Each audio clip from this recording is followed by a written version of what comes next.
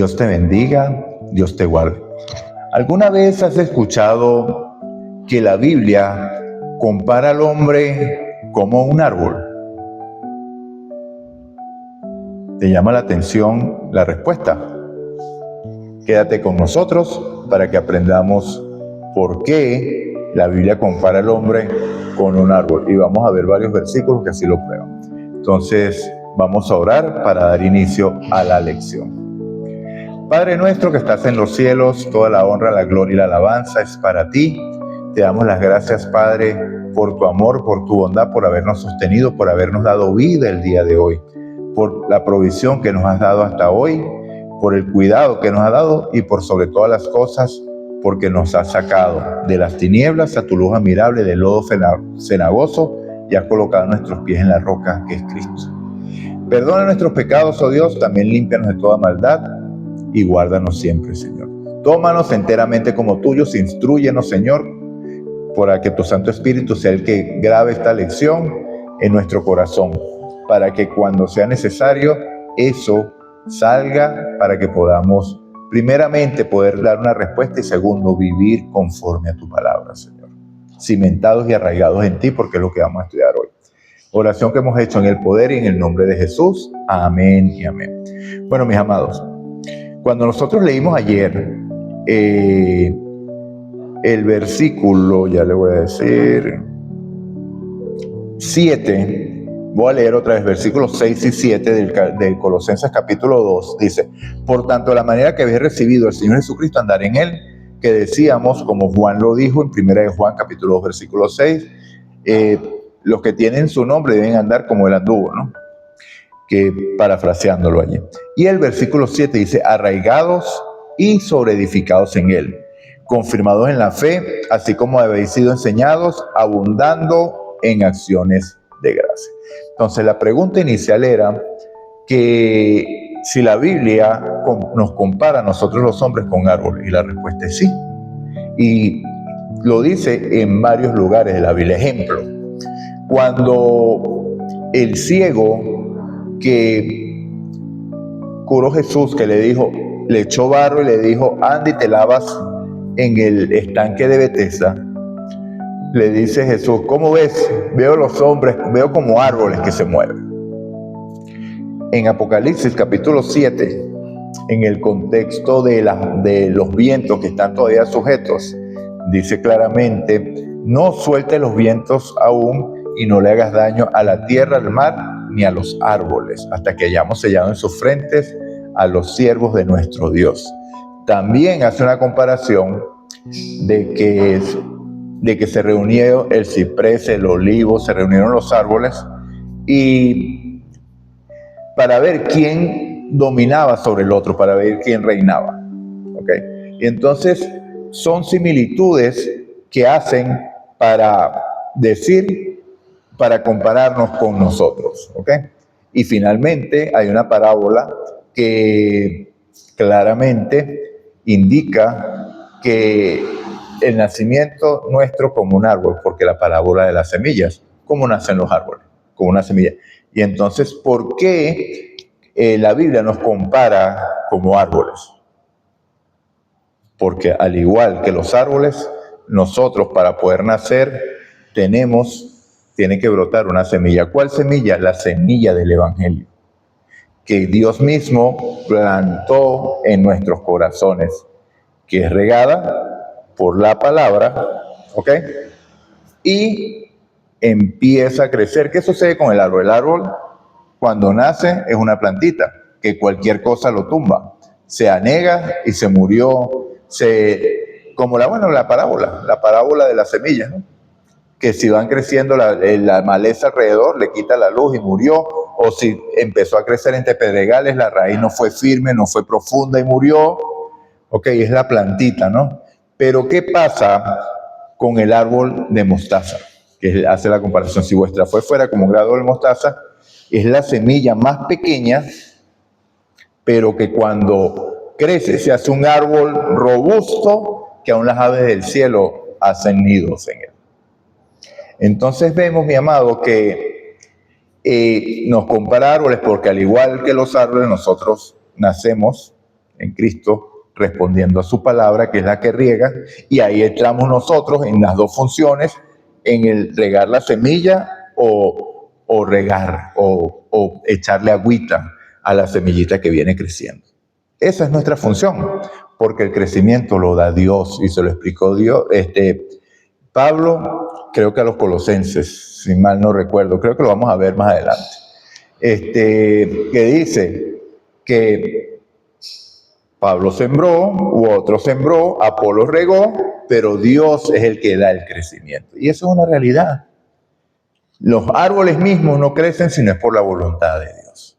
Entonces, el árbol crece, se hace fuerte y queda finalmente un árbol. Cuando ya está maduro. Teleio, ¿se acuerdan? Frutos. ¿Sí? Empiezan los frutos. Entonces, por eso es que nos compara un árbol.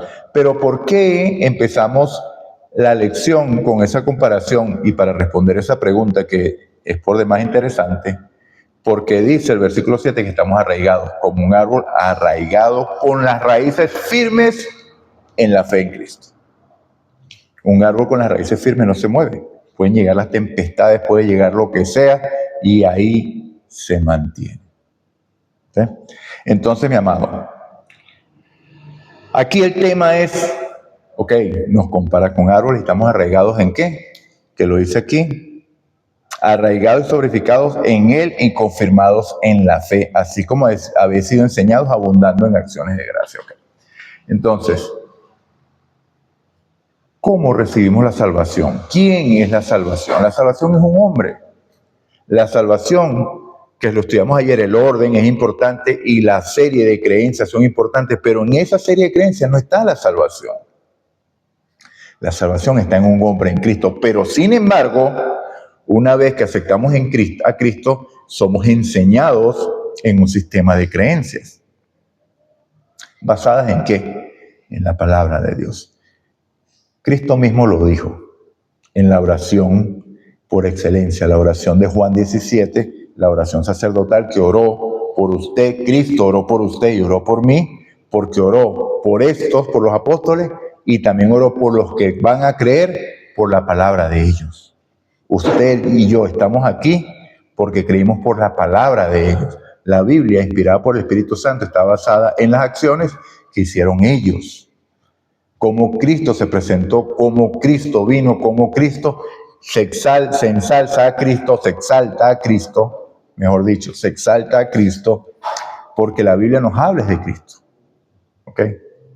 Aquí está la vida eterna porque aquí está Cristo, pero Cristo mismo se lo dijo a los fariseos.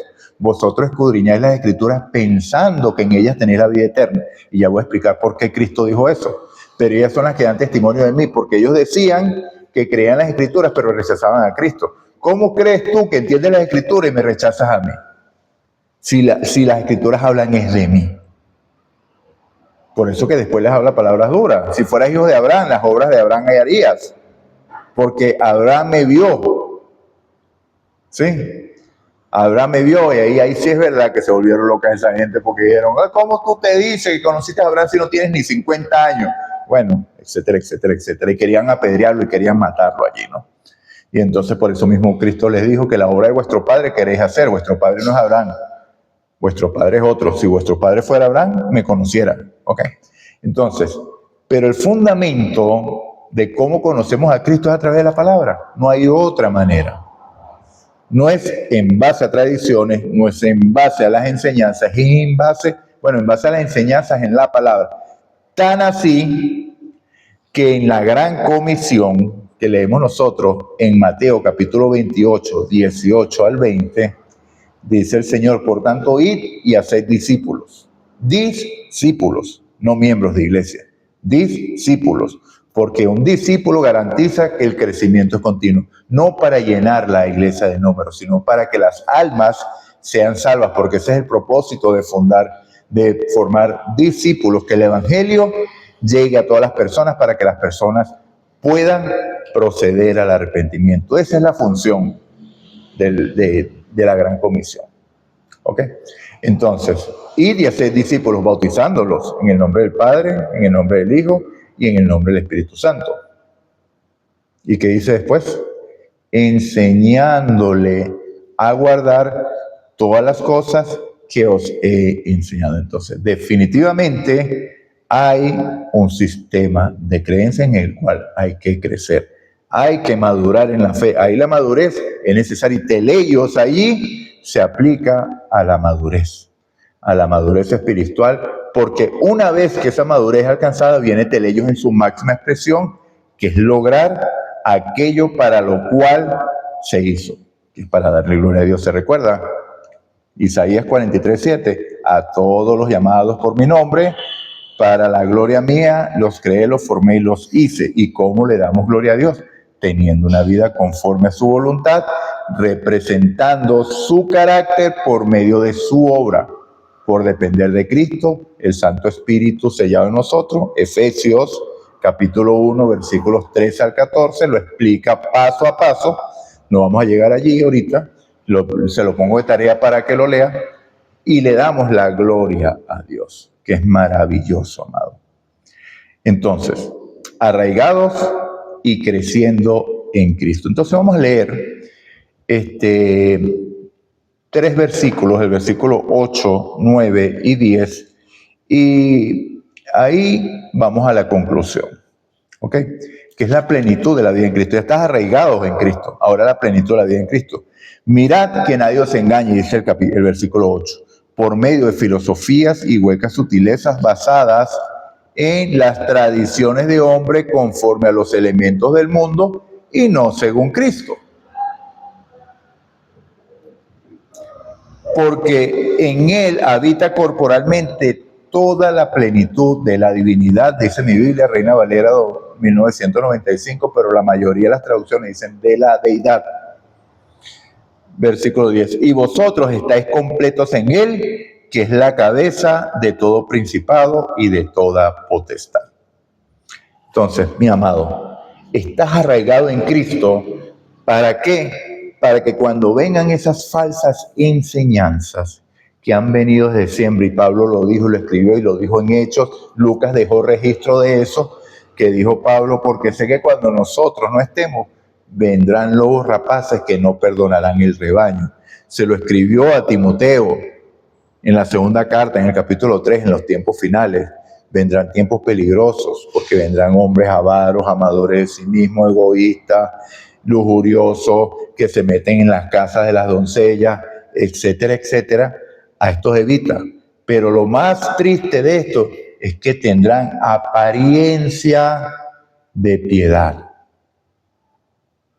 O sea, van a tener apariencia que son cristianos, pero negarán la eficacia de ella. ¿Por qué negarán la eficacia de ella? Porque por sus frutos los conoceréis. Y finalmente le dice a Timoteo que todo aquel que quiera vivir piadosamente como Cristo vivió padecerá persecución lo que están viviendo, porque ellos querían vivir piadosamente como Cristo. Bueno, mi amado, entonces, permaneced firme en las enseñanzas bíblicas. Por eso que es importantísimo que leas y que estudies la Biblia por tu cuenta. Pablo hace un elogio en la carta, en la epístola a los tesalonicenses, que dice, estos eran más nobles que los de Tesalónica, los de Berea. Porque cuando Pablo dejaba de hablar, ellos se iban al Antiguo Testamento y veían si lo que Pablo había dicho de verdad tenía fundamento en la palabra de Dios. No hay palabra en el Nuevo Testamento que no esté fundamentada en algo del Antiguo Testamento. Porque si de ser así, no puede estar. No puede estar aquí. No va a estar. Entonces aquellos que dicen que ya vamos a estudiar el día de mañana va a ser clave, que la ley fue clavada en la cruz, que ya ahorita estamos en el nuevo pacto y el antiguo pacto, el Antiguo Testamento lo podemos leer como algo de historia, pero no como un fundamento, porque eso era para Israel, y vemos a los judíos hoy rechazando el Nuevo Testamento porque rechazan a Pablo, que todavía le dicen que es un falso maestro, y si pudieran agarrarlo nuevamente, harían nuevamente un voto de no comer hasta que no lo maten. ¿Ok? El espíritu es el mismo, con la diferencia que ahora se suma otro espíritu, O sea, yo digo el espíritu de los judíos, ¿no? Y esto no es un comentario antisemita, es la realidad. ¿Okay? En el sentido de que ahora que se suman aquellos que rechazan el Antiguo Testamento. Entonces, vemos que los judíos decían amar la ley y rechazaron a Cristo. Y ahora, la mayoría de los cristianos dicen amar a Cristo pero rechazan la ley. Y eso no tiene relación, porque Cristo y la ley son lo mismo. Y no me apedrees, son lo mismo, porque Cristo es el autor de la ley. Cristo es Dios. La ley es el fundamento de su carácter. Es su carácter revelado a los hombres. Es aquello que Él deseaba escribir en sus corazones para que aprendiéramos a vivir conforme a su voluntad y para que su vida sea desarrollada en nosotros. Es aquello que coloca Dios cuando tú lees Ezequiel capítulo 36, del versículo 20 al versículo 27. Yo siempre nombro estos versículos, mi amado, porque en estos versículos hay mucho poder. Entonces, conclusión. Aceptar enseñanzas que no son bíblicas es rechazar a Cristo. Es adoptar un falso evangelio y reconocer autoridades humanas en lugar y por encima de la autoridad de las Escrituras. Esto es un peligro, o fue un peligro para la iglesia primitiva y sigue siéndolo para nosotros hoy. ¿Qué es lo que debe pasar cuando aceptamos a Cristo? Cuando tú lees Romanos capítulo 6 te lo explica. Mueres al yo. Por medio del Espíritu Santo entras en las aguas bautismales. El viejo hombre muere, queda allí y sale un nuevo hombre en Cristo, revestido de Cristo, con poder para poder vencer toda tentación. Que si pecamos después de haber hecho, claro que sí. Por eso que la Biblia los dice. Primera de Juan capítulo 2 versículo 1. Estas cosas os escribo para que no pequéis. Pero si hubieres cometido pecado, abogado tenemos para con el Padre, Jesucristo el justo. Pero ¿será así para siempre? Absolutamente no. Porque cuando contemplamos a Cristo, Él nos va transformando de gloria en gloria hasta llegar a su misma imagen. ¿Y cómo vivió Cristo? El que dice que es de Él, debe andar como Él anduvo. ¿Qué es lo que se interpone en que eso sea una realidad en mi vida? No creer a la palabra de Dios. Porque la palabra de Dios explica que eso es posible. Perfectamente posible. Porque todo lo puedo en Cristo que me fortalece. ¿Sí? Bueno, mi amado, vamos a ver si tengo alguna pregunta para el día de hoy. No hay preguntas. La cuarta. Bueno, la cuarta. Solamente para reforzar. ¿Cómo crecemos en el conocimiento de Cristo? Leyendo la Biblia. Entonces, hemos culminado la lección del día de hoy. Vamos a orar. Señor Dios y Padre nuestro que estás en los cielos, alabado, glorificado y honrado sea tu nombre. Te damos las gracias, Padre, por tu palabra, por tu bondad, por tu misericordia, por tu amor. Perdona nuestros pecados, oh Dios, límpianos también de toda maldad y síguenos tomando como tuyo, Señor, para que podamos caminar en ti, viviendo una vida para ti, en ti, para la gloria de tu nombre, Señor. Para que así como hemos recibido de gracia, podemos dar de gracia y el mundo sea alumbrado con tu gloria. ¿Para qué? Para que podamos ir a casa, Señor, finalmente, que es nuestro anhelo, tener ese reencuentro contigo, poder darnos ese abrazo, Señor. La gloria es tuya, mi Padre. Alabanza y gloria sea para ti. Oración que hemos hecho en el poder, en el nombre de Jesús. Amén y amén. Mi amado, te pareces un árbol. Dios te bendiga.